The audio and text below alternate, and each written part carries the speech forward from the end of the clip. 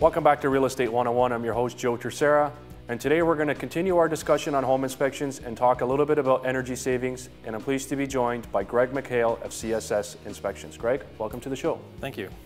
So Greg, tell me, what are some of the energy wasters that I have in my home? There are some energy wasters, chargers, small chargers for telephones, things like microwave ovens, anything that has a clock on it. There's a lot of those little devices around, little radios and that, but some of these devices have no lights on them, so you don't know whether they're drawing power when they're not being used or not. Sometimes you unplug them and they may not be drawing power. If you want to know for sure whether they are drawing power or not, you can buy a little watt meter at Canadian Tire or Home Depot. They're about $20 to $50 a piece. Plug it in the wall, plug your device into that device, and it will read how much power is being consumed by that device. Most of these devices don't consume much power.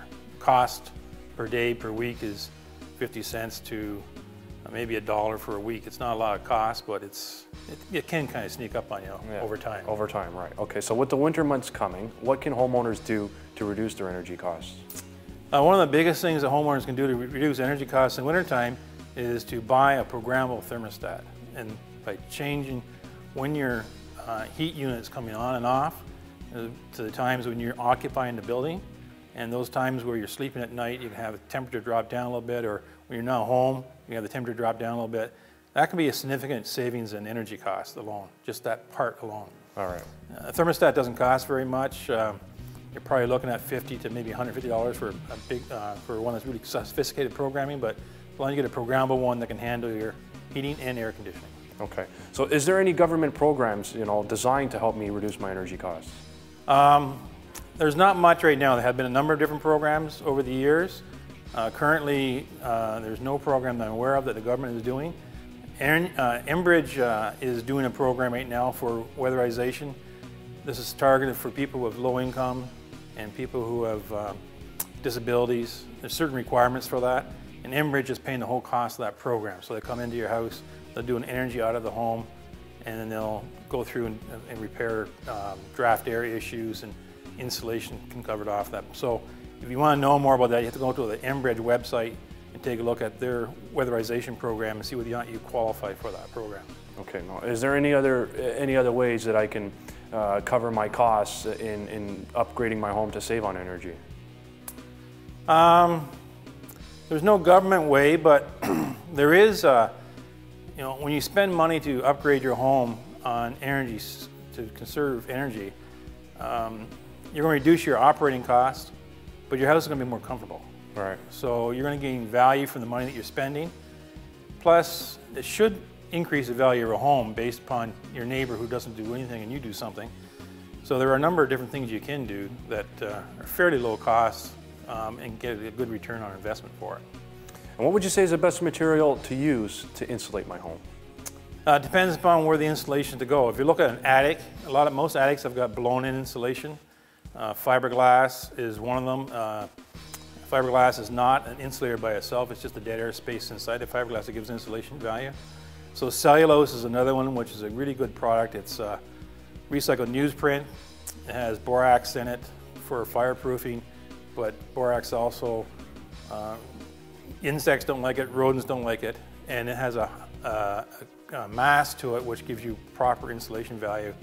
You can use Roxol, which is another really good product, and Roxol doesn't burn, it doesn't absorb water, mold and mildew does not grow on it, and it has really good insulation value as well. And it's good for sound barriers as well. Good for sound barriers as well, yes. All right, so what would you say is a good or the best return on investment in terms of upgrading my home for energy efficiency? The first thing would be to go around your home for low cost and fill all the cracks, any wires or pipes or ducts that go through your exterior wall, caulk it or foam it. If the hole's big, foam it, And you do it on the inside and the outside. So on the outside, because there are going to be little cracks in the bricks that you're not going to be able to caulk, and on the inside you'll let air come through. So if you can get to it on the inside, you do the same thing you do on the outside. So that's cost of doing that is probably a tube of caulking, like $3, a little bit of time to do it, and you get a big payback from that. Now the next thing would be your basement, and your 35% of your heat loss is through your basement. And most of it is gone through the header area, which is the top of your foundation up to the floor. There's about 10-inch space there where the wood is, and there's cracks around there. So all those little cracks, if you could fill them in with foam and add insulation to them, houses built probably before the 1970s had no insulation in there at all. So if you put R24 insulation in there, seal it up, then you'll see a significant increase in the efficiency of your home. Next place would be your attic. Your attic, most attics are relatively easy to insulate yourself. You use blown-in cellulose. You can get the product at like a Home Depot store and have a second person help you to load the bins and just blow it into the attic. And today's insulation standards are bringing up to R40 here in Ontario right now, which is 12 inches of insulation of cellulose. R50 is where it's going to, and R50 is 16 inches. And back in the 60s, it was R8. Wow. And that R8 today is probably worth about R2. So any houses built prior to the 70s could benefit from additional insulation. All right, so what is the difference between energy ratings from different energy audit companies? If you have an energy audit done on your home, you bring in a professional certified energy advisor that's been qualified by National Resource Canada. And they have a process that's defined for doing this, but each individual company has their own requirements of how they adhere to the government standard. So the government has a defined standards, but the implementation, how that standard is done, varies from one company to another company. So some companies are very detailed in how they map out or define your house in the software. Other companies are not so detailed. So you could have people who have picked different types of materials go into the software to generate the energy rating, and it will be different. So it just depends. They should be fairly close, but there could be a difference in numbers in them. All right, so for today's final question, what is, can you explain a little bit about what is an Energy Star rated home? Energy Star rated home is a house that there is built by a builder for a new home, and it's goes through one of two ways. One is you build the house and then you bring an energy advisor in and they run a blower door test on the home, and whatever the number is the number for your energy of your house. The other way is what's called a prescriptive way, a recipe way, is that the energy advisor sits down with the home builder, and based upon the Ontario Building Code and the EnerGuide requirements, they specify certain things to be built into the house.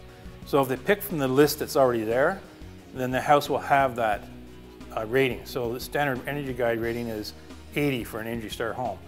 So if they pick items for the attic, items for the wall, items for the furnace that fits within that list, then they automatically get that standard without doing a blower door test. Oh. So there's some trade-offs. They could put different types. So one house could have Energy Star rating. It'd be different in another house because the builder did different things. And if you did a blower door test on them, they may or may not be at the exact 80. All right, Greg. Thanks very much for coming on today's show. Thank you. If anybody has any more questions or is looking for a home inspector, they can get in contact with Greg McHale at CSS Inspections. I'm your host, Joe Terceira. Thanks for watching, and we'll see you next time.